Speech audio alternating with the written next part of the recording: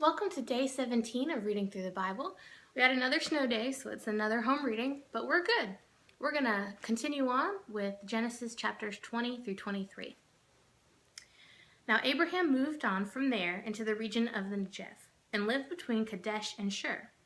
For a while he stayed in Gerar, and there Abraham said of his wife Sarah, "She is my sister." Then Abimelech, king of Gerar, sent for Sarah and took her. But God came to Abimelech in a dream one night and said to him, "You are as good as dead because of the woman you have taken. She is a married woman." Now Abimelech had not gone near her, so he said, "Lord, will you destroy an innocent nation? Did he not say to me, 'She is my sister'? And didn't she also say, 'He is my brother'? I have done this with a clear conscience and clean hands." Then God said to him in the dream, "Yes, I know you did this with a clear conscience, and so I have kept you from sinning against me. That is why I did not let you touch her. Now return the man's wife, for he is a prophet, and he will pray for you and you will live. But if you do not return her, you may be sure that you and all yours will die." Early the next morning, Abimelech summoned all his officials, and when he told them all that had happened, they were very much afraid. Then Abimelech called Abraham in and said, "What have you done to us? How have I wronged you that you have brought such great guilt upon me and my kingdom? You have done things to me that should not be done." And Abimelech asked Abraham, "What was your reason for doing this?" Then Abraham replied, "I said to myself, 'There is surely no fear of God in this place, and they will kill me because of my wife. Besides, she really is my sister, the daughter of my father, though not of my mother, and she became my wife. And when God had me wander from my father's household, I said to her, "This is how you can show your love for me. Everywhere we go, say, 'He is my brother.'" Then Abimelech brought sheep and cattle, male and female slaves, and gave them to Abraham, and he returned Sarah his wife to him. And Abimelech said, "My land is before you, live wherever you like." To Sarah he said, "I am giving your brother 1,000 shekels of silver. This is to cover the offense against you before all who are with you, and you are completely vindicated." Then Abraham prayed to God, and God healed Abimelech, his wife, and his slave girls, so they could have children again. For the Lord had closed up every womb in Abimelech's household because of Abraham's wife, Sarah. Now the Lord was gracious to Sarah, as he had said, and the Lord did for Sarah what he had promised. Sarah became pregnant and bore a son to Abraham in his old age, at the very time God had promised him. Abraham gave the name Isaac to the son Sarah bore him. When his son Isaac was 8 days old, Abraham circumcised him as God commanded him. Abraham was 100 years old when he had his son Isaac. Sarah said, "God has brought me laughter, and everyone who hears about this will laugh with me." And she added, "Who would have said to Abraham that Sarah would nurse children? Yet I have borne him a son in his old age." The child grew and was weaned, and on the day Isaac was weaned, Abraham held a great feast. But Sarah saw that the son whom Hagar the Egyptian had borne to Abraham was mocking, and she said to Abraham, "Get rid of that slave woman and her son, for that slave woman's son will never share in the inheritance with my son Isaac." The matter distressed Abraham greatly because it concerned his son. But God said to him, "Do not be so distressed about the boy and your maidservant. Listen to whatever Sarah tells you, because it is through Isaac that your offspring will be reckoned. I will make the son of the maidservant into a nation also, because he is your offspring." Early the next morning, Abraham took some food and a skin of water and gave them to Hagar. He set them on her shoulders and then sent her off with the boy. She went on her way and wandered into the desert of Beersheba. When the water in the skin was gone, she put the boy under one of the bushes. Then she went off and sat down nearby, about a bow shot away, for she thought, "I cannot watch the boy die." And as she sat there nearby, she began to sob. God heard the boy crying, and the angel of God called to Hagar from heaven and said to her, "What is the matter, Hagar? Do not be afraid. God has heard the boy crying as he lies there. Lift the boy up and take him by the hand, for I will make him into a great nation." Then God opened her eyes, and she saw a well of water. So she went and filled the skin with water and gave the boy a drink. God was with the boy as he grew up. He lived in the desert and became an archer. While he was living in the desert of Paran, his mother got a wife for him from Egypt.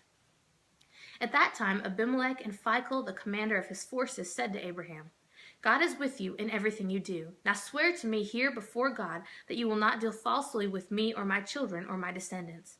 Show to me and the country where you are living as an alien the same kindness I have shown you." Abraham said, "I swear it."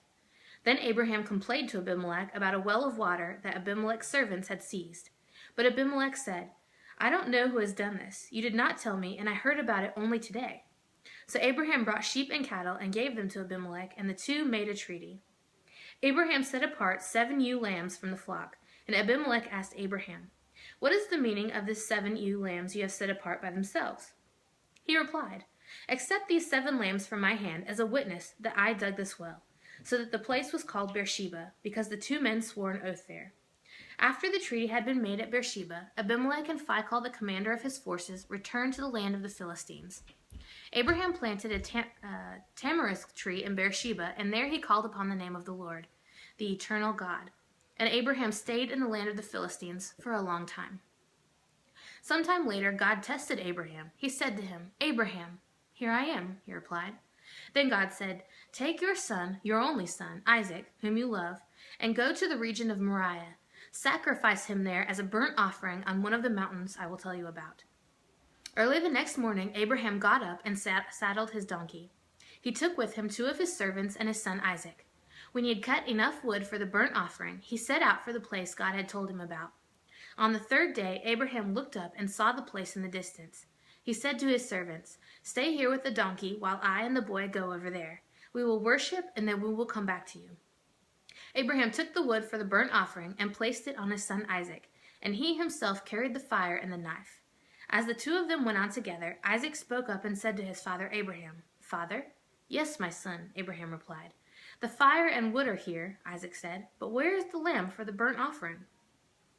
Abraham answered, God himself will provide the lamb for the burnt offering, my son. And the 2 of them went on together. When they reached the place God had told him about, Abraham built an altar there and arranged the wood on it. He bound his son Isaac and laid him on the altar on top of the wood. Then he reached out his hand and took the knife to slay his son. But the angel of the Lord called out to him from heaven, Abraham, Abraham. Here I am, he replied. Do not lay a hand on the boy, he said. Do not do anything to him. Now I know that you fear God, because you have not withheld from me your son, your only son. Abraham looked up, and there in a thicket he saw a ram caught by its horns. He went over and took the ram and sacrificed it as a burnt offering instead of his son. So Abraham called that place, The Lord will provide. And to this day it is said, On the mountain of the Lord it will be provided. The angel of the Lord called to Abraham from heaven a 2nd time, and said, I swear by myself, declares the Lord, that because you have done this, and have not withheld your son, your only son, I will surely bless you and make your descendants as numerous as the stars in the sky, and as the sands on the seashore.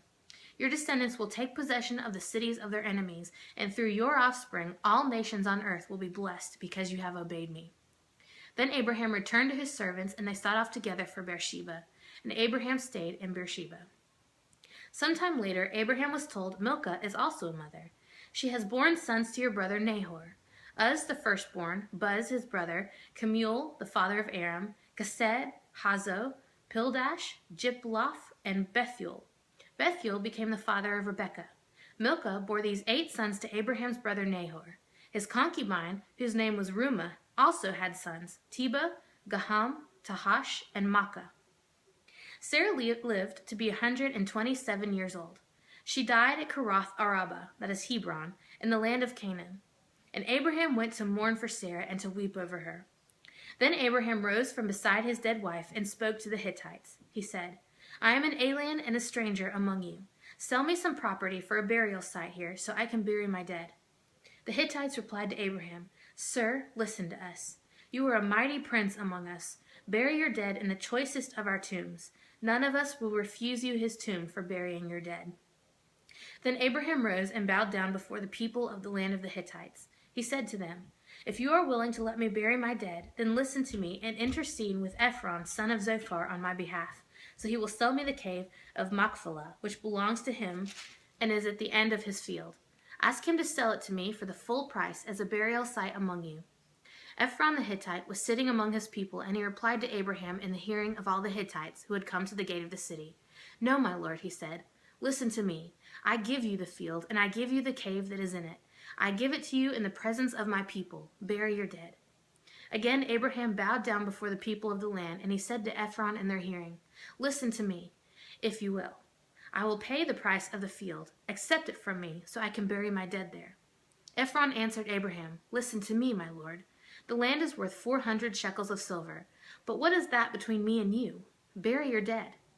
Abraham agreed to Ephron's terms and weighed out for him the price he had named in the hearing of the Hittites, 400 shekels of silver, according to the current weight among the merchants.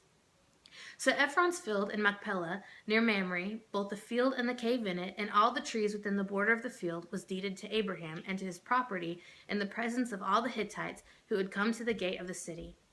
Afterward, Abraham buried his wife Sarah in the cave in the field of Machpelah, near Mamre, which is at Hebron, in the land of Canaan. So the field and the cave in it were deeded to Abraham by the Hittites as a burial site.